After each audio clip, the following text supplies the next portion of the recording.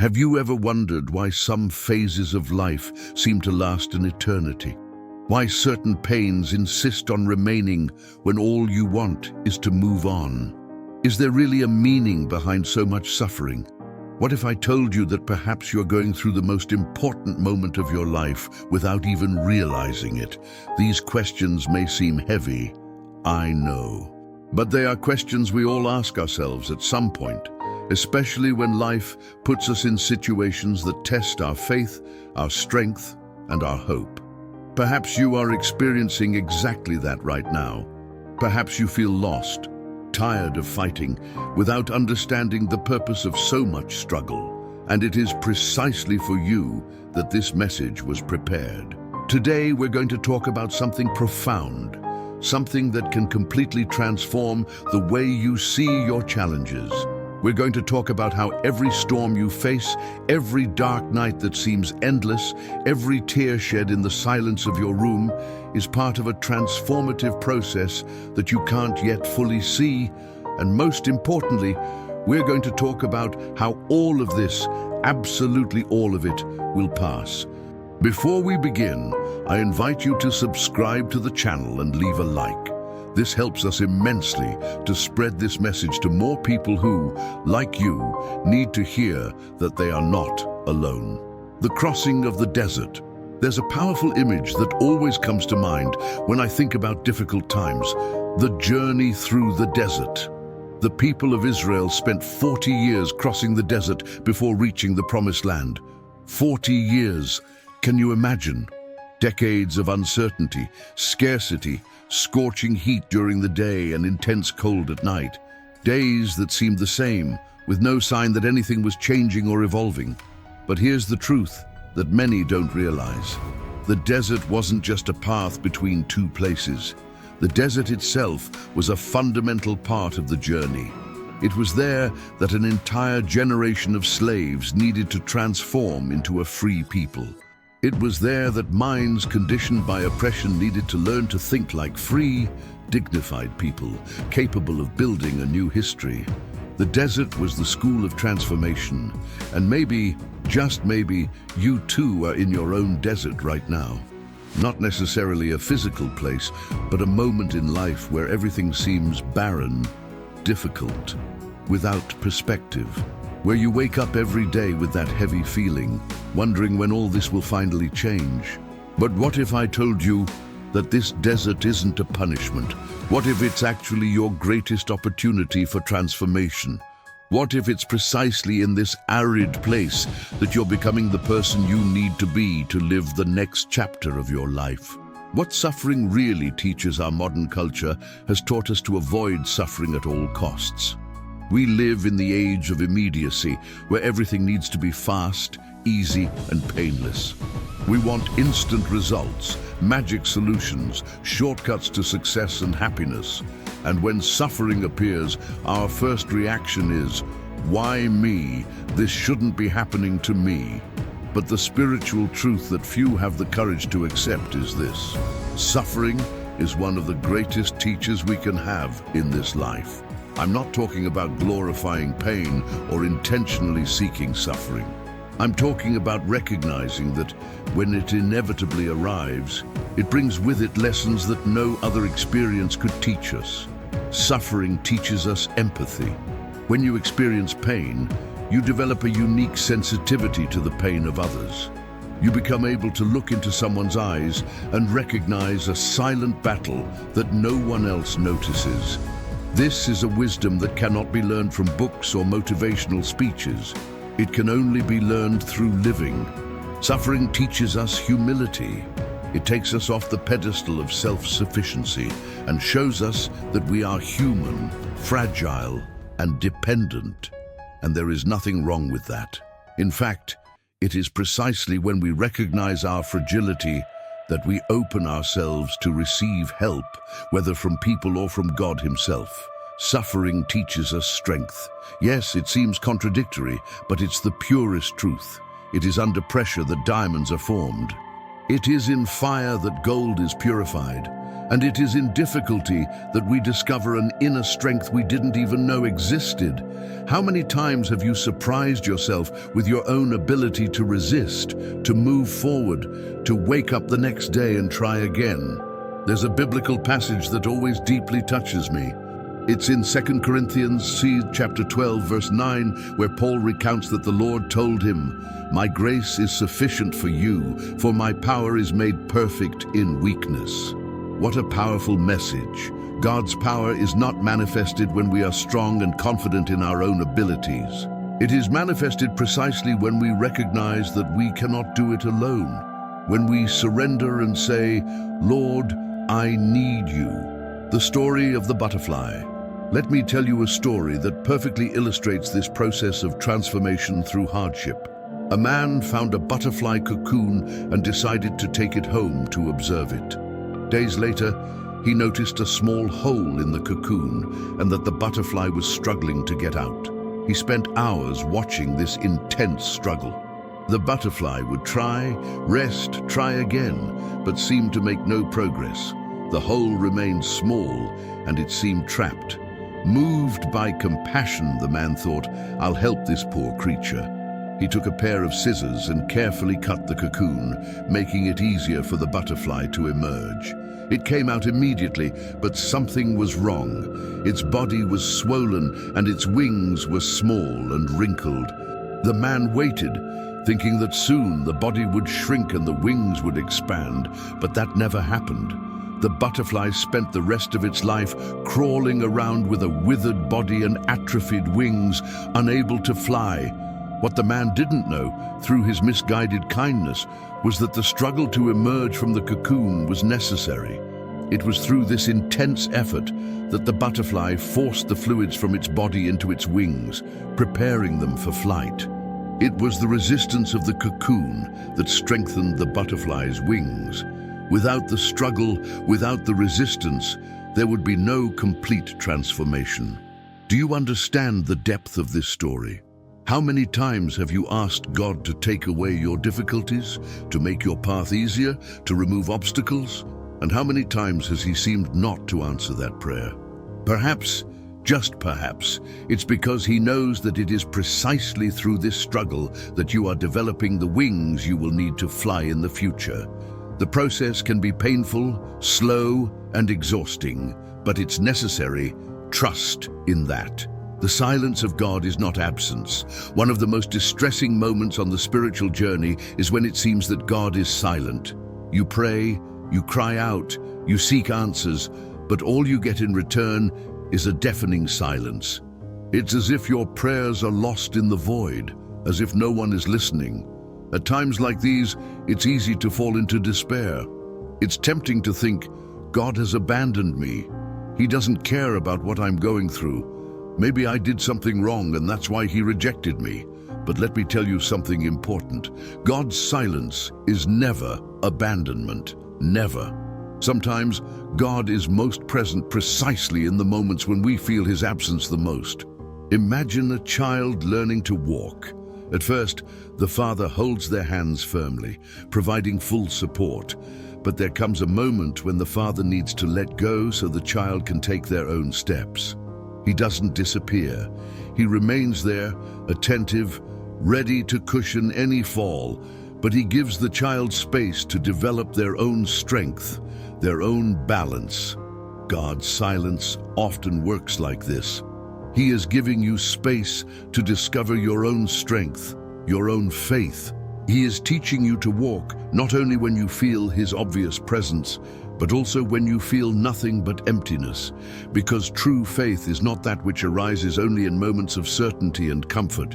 True faith is that which persists even in doubt, even in darkness.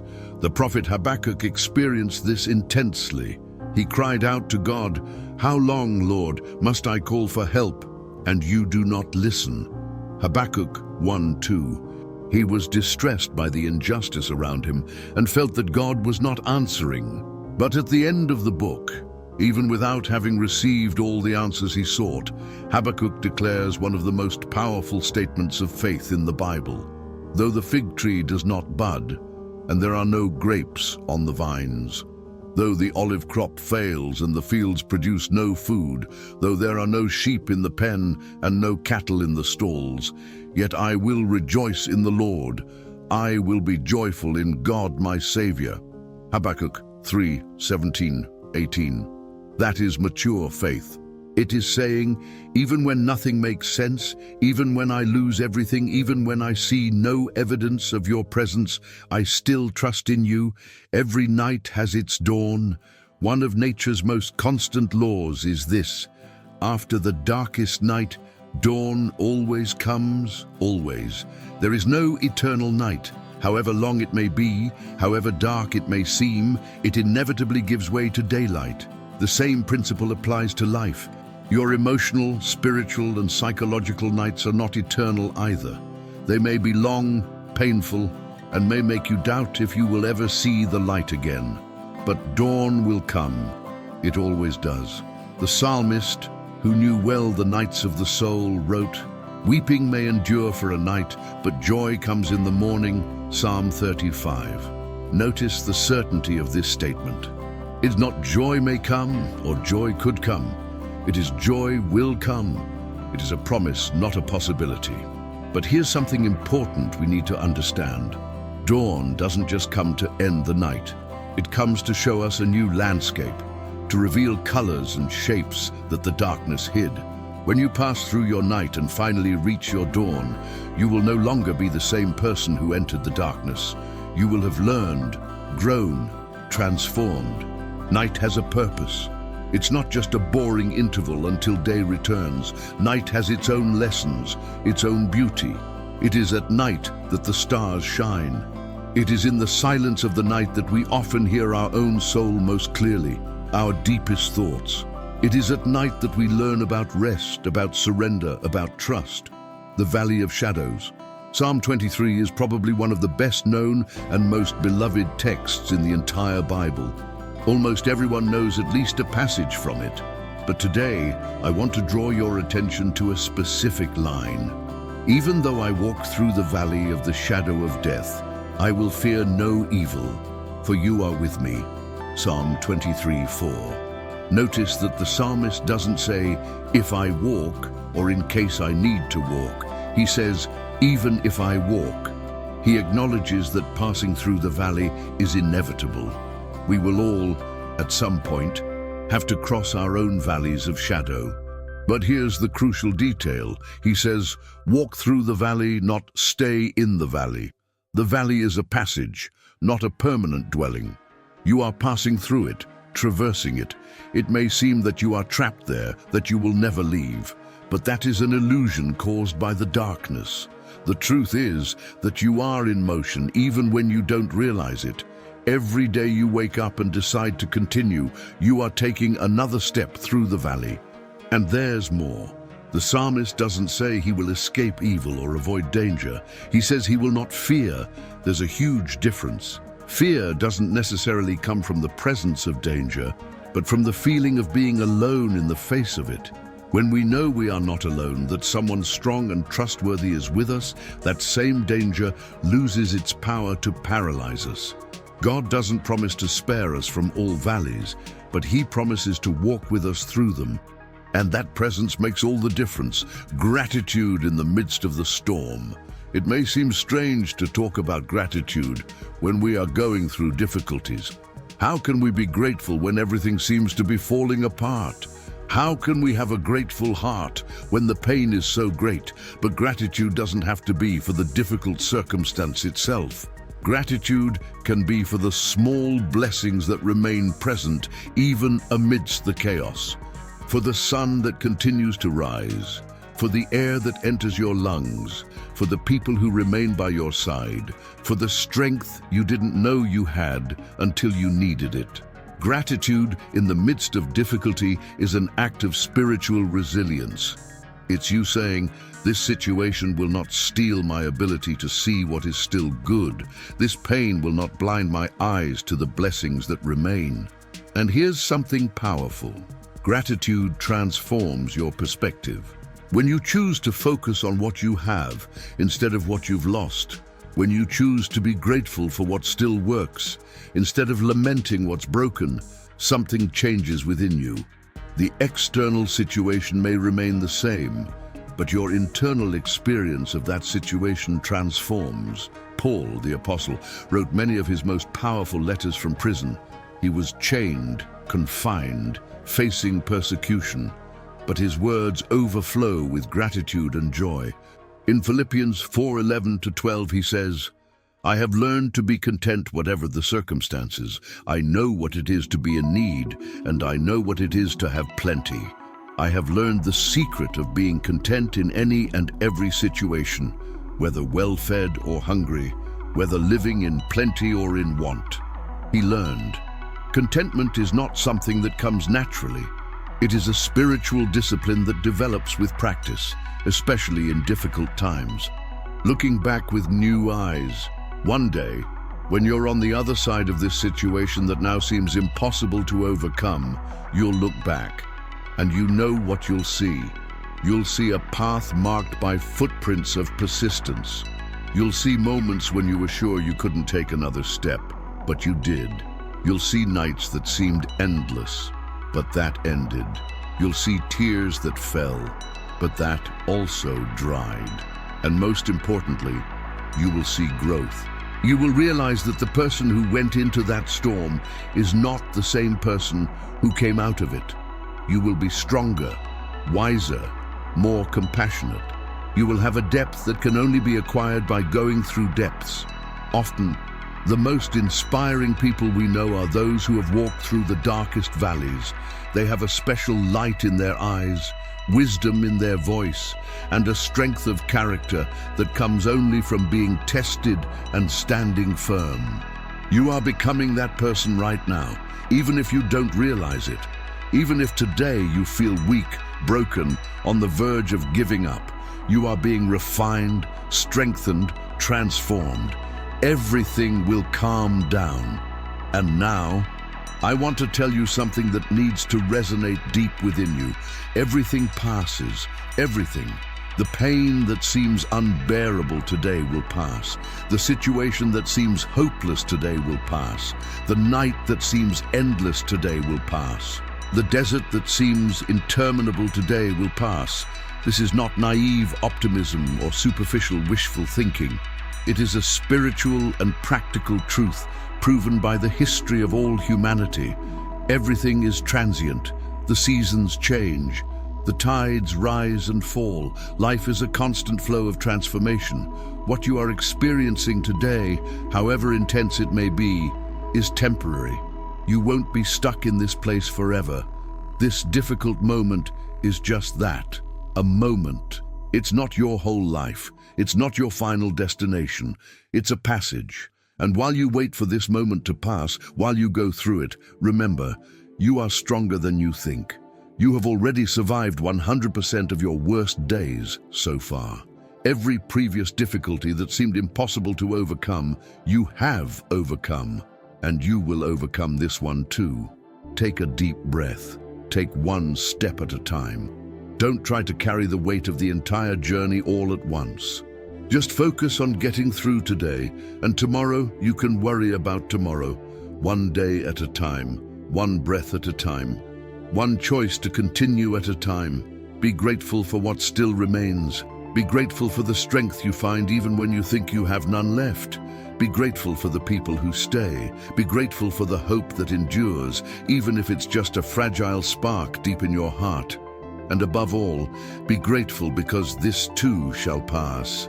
Dawn is coming. Maybe not tomorrow, maybe not next week, but it is coming. Keep walking towards it. Final invitation.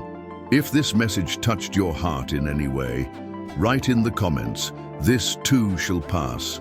Leave this recorded as a statement of faith, as a reminder to yourself, and as a word of encouragement to others who are going through their own storms. And if you wish to deepen this journey of spiritual growth and find more inspiration and direction for your days, I have prepared something special for you. In the pinned comments, you will find material that I developed with great care, designed to accompany you throughout the year, bringing profound and practical reflections that will help you stay connected with your purpose and with the greater plan that God has for your life. It is content made to guide you week after week through moments of difficulty and also moments of celebration. Don't forget to subscribe to the channel and leave a like. This helps us immensely to reach more people who need these words of hope and transformation. May the peace of God, which surpasses all understanding, guard your heart and mind. May you find strength for another day, another step, another sunrise. Remember, you are not alone, and this too shall pass. Until our next meeting, stay in peace.